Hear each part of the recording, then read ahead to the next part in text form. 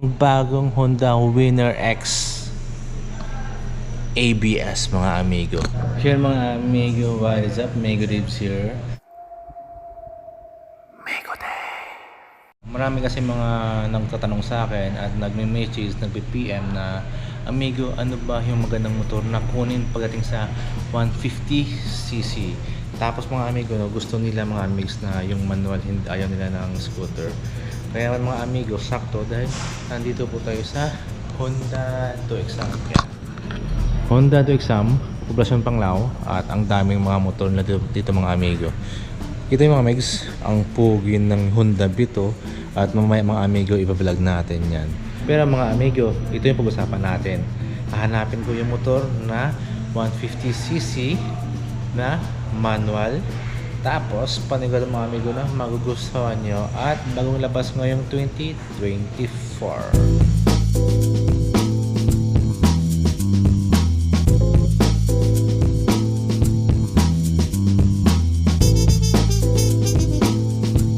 Pagdating sa Honda, ito mga amigo yung i-refer ko sa inyo, ang bagong Honda Winner X ABS mga amigo. So kung sa Yamaha mga megs, medyo limited pa yung kanilang ABS na sniper. Dito mga amigo sa Honda, may ABS na yan mga amigo. Premium Winner X ABS. Ito naman mga megs yung presyo. Yan. So nasa 128,000, may down payment siya na 12,000. Yung monthly for 3 years, 5,720. At napakaganda pa ng kulay mga amigo. At matte red at merong matte black dito. Plus may decals pa na kulay brown. So ang ganda ng pagkakulay, ang ganda ng combination nila. Parang pang racing talaga siya mga megs. Yung pinakamalupit mga amigo, yung 3D emblem na Winner X kulay gold mga megs. Pagdating pala sa specs mga amigo, hindi tayo expert. So kung ano lang po talaga yung nakikita natin sa motor na ito, ayun lang po talaga yung sasabihin ko. At may available din po dito mga amigo na matte black. At may sumisilip na GTR Supra 150cc. Actually mga amigo, no, kahit na may nilabas na Honda Winner X, ay hindi pa rin po ito napipace out. Wala pa rin pong balita na mapipace out po ito dahil kita ng mga amigo, Honda Supra, maganda po. At mga amigs, refer ko rin po ito, GTR Supra 150cc. Kaso nga lang, hindi siya ABS. Nasa 106,000. Pero, dito tayo sa kanilang Honda Winner X. So, yun mga amigo, no? Pagdating sa taillights, sa headlights, kita naman mga amigo, panalong panalo. Yung ibang mga amigo, no, tinatanggal nila to. Tapos parang ginagawa nila na naked mga amigos yung kanilang handlebar dito. Kaya naman aangas tingnan mga amigo. May nakita kasi ako sa Facebook na ganun po yung ginawa nila. Meron ding iba na ginagawa nilang big bike concept. Angas din yun mga amigo. Meron ding Thai concept. So depende lang talaga mga amigo, no, sa taste nyo kung ano yung gusto nyo. Pagdating sa kanyang front headlights ay fully LED na po yan. Ito yung nagustuhan ko, yung kanyang daylight running. Actually mga amigo, no, nakita ko na po kapag umiilaw to at sobrang liwanag talaga siya mga megs. Ano gustuhan ko mga amigo sa Honda Winner X? Wala na po itong bulb type.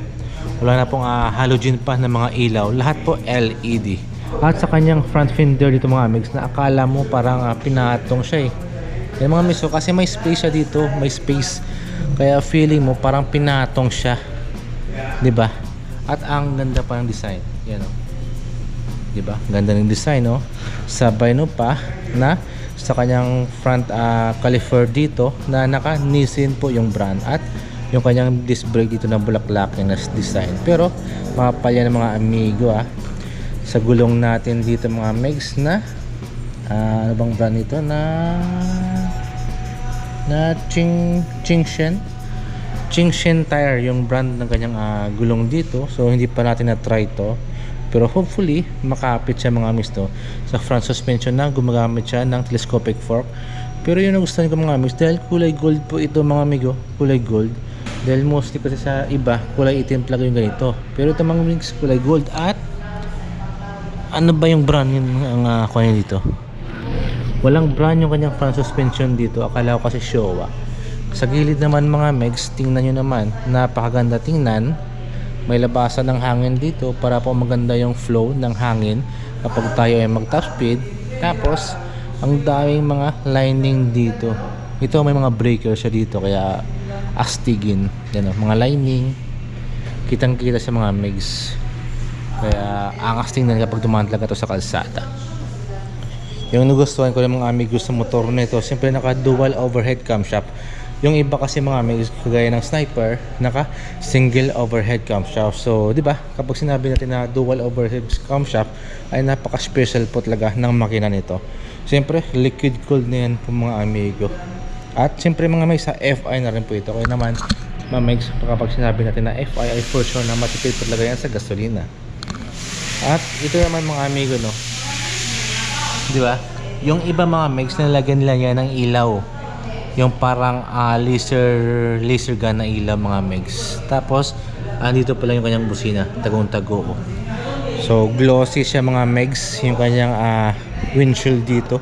Magasgasin lang siya mga amigo, no? Kaya yung iba maganda, lagyan mo lang ng decals dito no design. Sa kanyang side mirror, maiksi siya mga megs, no? Maiksi naman, okay naman. Kahit di mo napalitan, pero for sure mga megs, pag binili mo to, papalitan mo talaga siya. Yung nagustuhan ko mga megs ay yung kanyang dashboard dito na fully LED.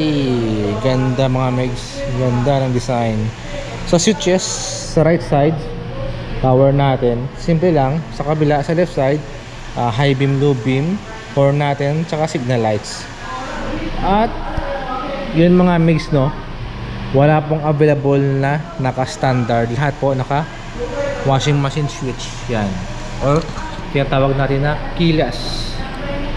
So parang kagaya siya sa PCX 160 yan, same lang. Tapos meron siyang 12 volts charger port at ready to charge na yan mga amigo. Di mo na kailangan pa na bumili ng outlet.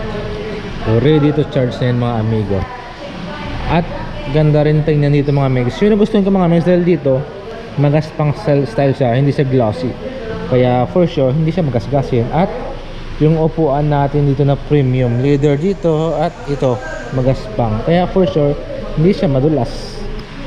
Ito naman mga amigo sa gilid niya, tingnan niyo man, di ba, payat pataba, kaya ganda ganda mga amigs. Yun no, ganda tingnan dito mga amigs, no. Parang ano siya mga amigs, parang Yamaha na R15 yung dito sa loob. Ganda mga amigo. At yung kanyang exhaust, ganda oh. Maiksi lang sa mga megs pero bulky, mataba. Siyempre, ang kulay pula niya na rear suspension dito na naka monoshock. At ito mga megs, alloy. At yung apakan sa BR, natunog. Siyempre sa ating yung swing arm natin dito, na sakto lang yung design niya. So, siyempre mga amigo, yung size ng gulong sa likuran is 120 by 70 at 17 inches yung size ng kanyang mags. May design po yung mags niya dito. Yan. May kulay brown siya na sticker dito. Kulay brown ba to? Gold. Parang gold siya mga misi, pero feeling ko brown. Yung kanyang California Nissin din yung brand. At disc brake natin dito mga amigo. Tingnan mga amigo yung taillight natin, no? Parang pang sport bike, di ba? LED na mga amigo. At sa ating stoplight, LED rin. May logo na Honda at ating ito mga amigo, nakalimutan ko, nawala ako doon. So yun mga amigo, kapag naghanap ka ng isang motor na 150cc at kung gusto mo ng bagong model na nilabas mo ng 2024, try nyo po Honda Winner X 150cc na ABS. Yung presyo nasa 128,000.